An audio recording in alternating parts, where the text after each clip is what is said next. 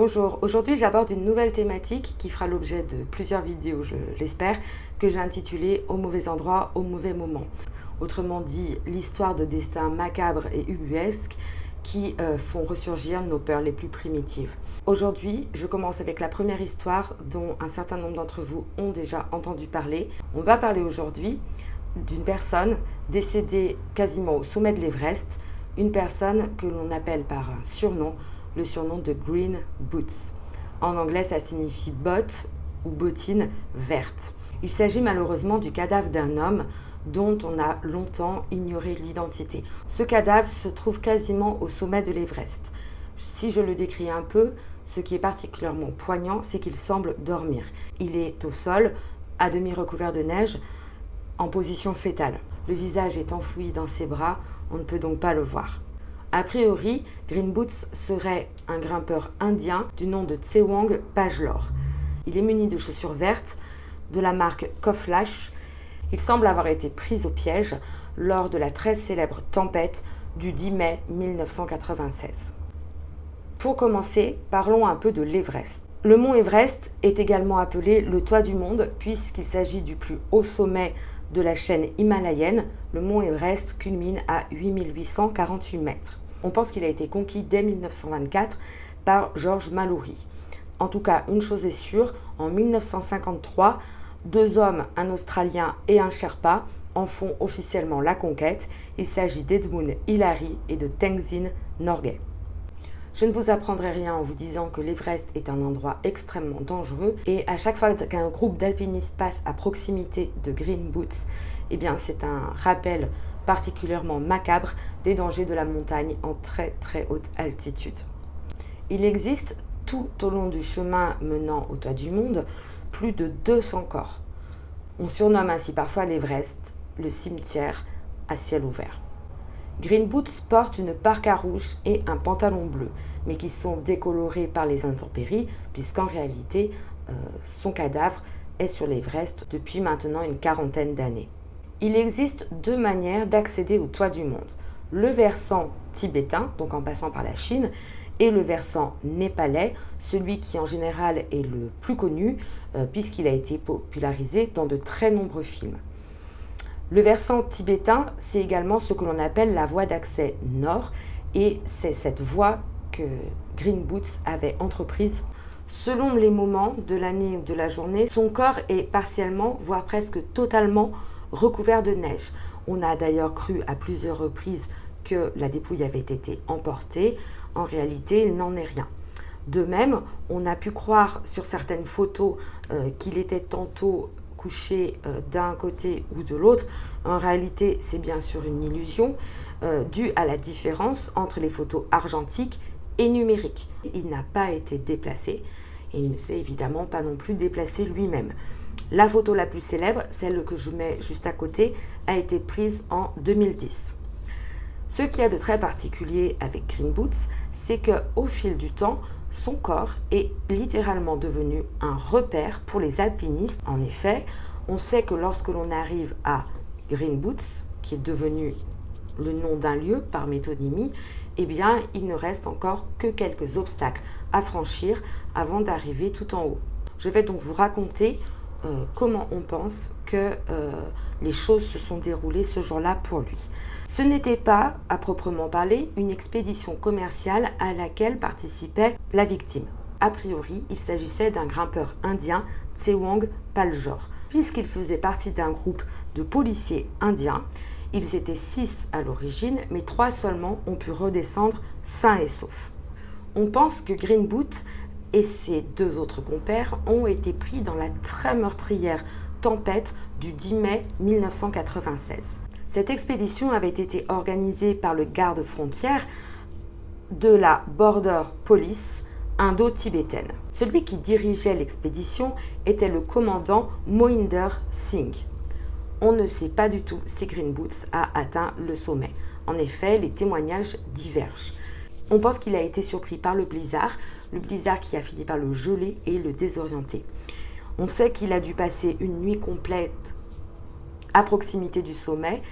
Il semble avoir gémi pendant des heures et a subi de très importantes gelures aux extrémités, mais d'après ce que ses compagnons racontent, il refusait pourtant de remettre ses gants. Cela peut sembler étrange, mais en montagne et surtout en très haute altitude dans la zone de la mort, les alpinistes peuvent parfois adopter des comportements totalement irrationnels, voire dangereux pour les autres. Aucun groupe ne semble s'arrêter pour lui porter secours. Pourtant, 2 expéditions japonaises semblent être passées devant lui, peut-être sans le voir.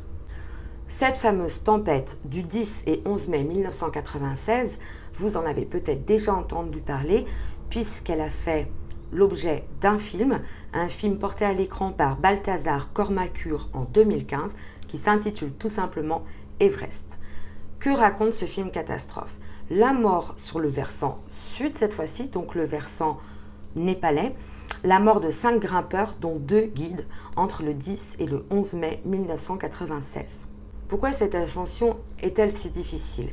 Eh bien, sachez une chose, qu'à partir de 7600 mètres, ici on se trouve entre le camp 4 et le ressaut Hilary, qui est un passage extrêmement ardu de l'Everest, eh bien, on se trouve à 7600 mètres dans ce que l'on appelle la zone de la mort. Qu'est-ce que c'est? C'est un endroit extrêmement hostile et dangereux. Dans la zone de la mort, le corps, quoi que l'on fasse, commence tout bonnement à mourir. On est atteint très rapidement d'hypoxie, d'hypothermie, et cela peut mener à l'inconscience, au mal des hauteurs et au déshabillage paradoxal. Le déshabillage paradoxal, c'est lorsqu'un alpiniste est troublé dans ses fonctions cognitives et croit crever de chaud alors qu'en réalité, il est en train de geler. C'est donc un endroit extrêmement dangereux où aucune forme de vie n'est possible. C'est ainsi que les alpinistes qui choisissent de gravir des sommets aussi élevés savent très bien que le temps joue contre eux. À partir du moment où ils entrent dans la zone de la mort, le principal est d'en sortir le plus vite possible. Évidemment, cela demande une logistique infaillible, cela demande une très grande organisation, mais également beaucoup de sang-froid. Souvent d'ailleurs, c'est plutôt à la redescente que les alpinistes perdent la vie et non à la montée, puisqu'ils sont extrêmement fatigués par leur ascension et parfois manquent de prudence et de vigilance. Pourtant, l'Everest est loin d'être la montagne la plus meurtrière. Il y a 4% environ des alpinistes qui ont perdu la vie, donc cela fait environ 300 personnes. En comparaison, sur le K2, c'est un quart des alpinistes qui perdent la vie. Encore pire, l'Annapurna, 38%. Donc plus d'un tiers des alpinistes qui cherchent à gravir l'Annapurna n'en reviennent pas. Juste à côté de l'Everest, on peut également contempler le Nanga Parbat, qui est quant à lui surnommé la montagne tueuse. Tout un programme. J'avais lu une citation comme ça qui m'avait semblé extrêmement claire, qui disait, désolé j'ai oublié son auteur, « Le corps humain n'est pas fait pour vivre à une altitude d'un avion de ligne ». Je crois que tout est dit.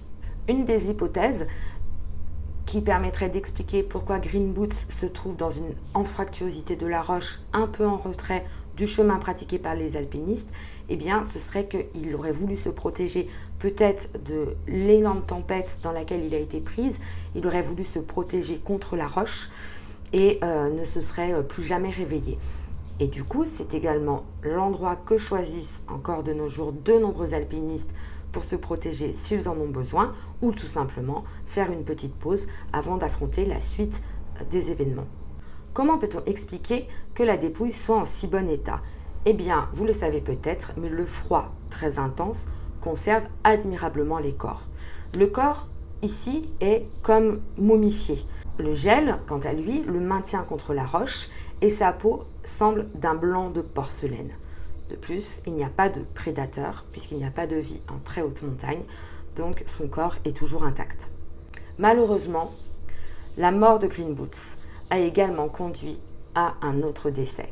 Il s'agit du cas de David Sharp. C'est un Britannique qui meurt de nombreuses années après, le 16 mai 2006. Pourquoi également en mai?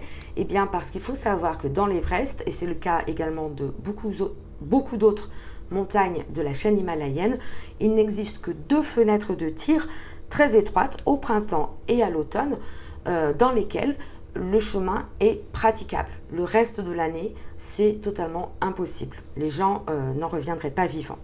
Donc tout le monde cherche à faire l'ascension de l'Everest en même temps, ce qui pose d'énormes problèmes et parfois des embouteillages qui peuvent devenir mortels pour les sportifs.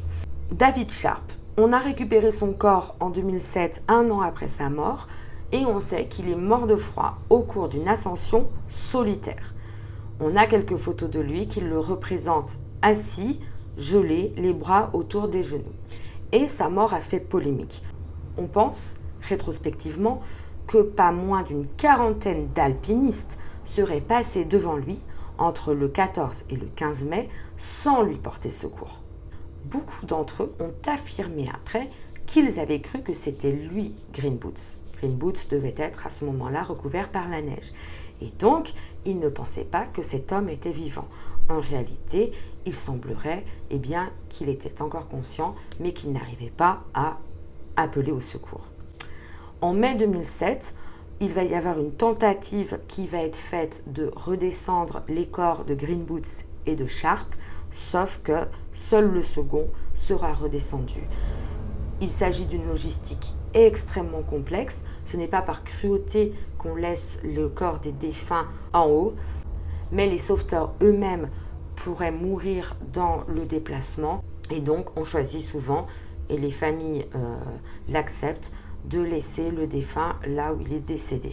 Concernant Green Boots, qui ne pourra pas être redescendu, la réaction de la famille restera tout de même un énorme sentiment d'impuissance, puisqu'il est impossible de procéder à une inhumation formelle à cette altitude.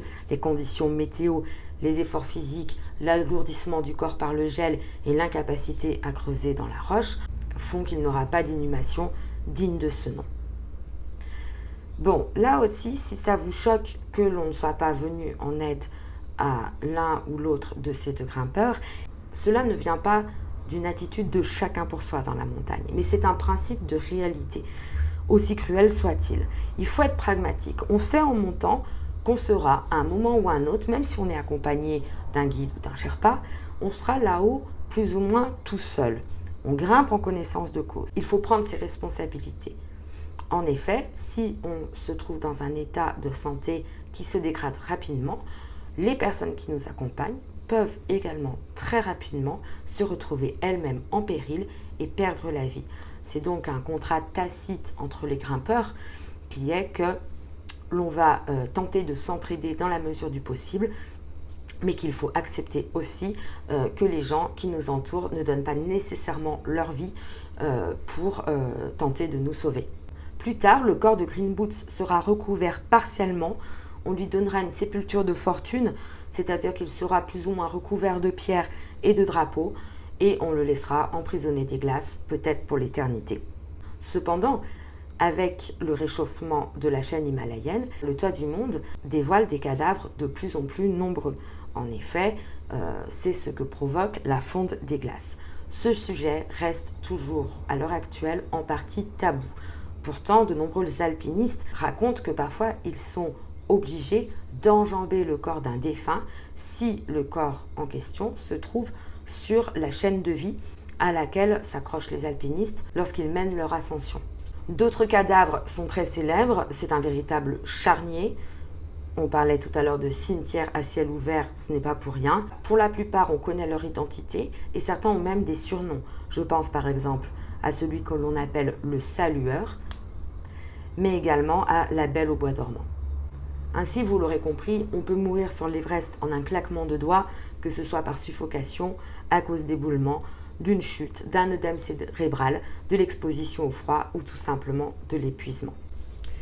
Si je dois conclure, je dirais que même si l'histoire de Green Boots est très triste, cet homme est probablement mort en faisant ce qu'il aimait le plus, c'est-à-dire se dépasser ses limites, pratiquer sa passion de l'alpinisme.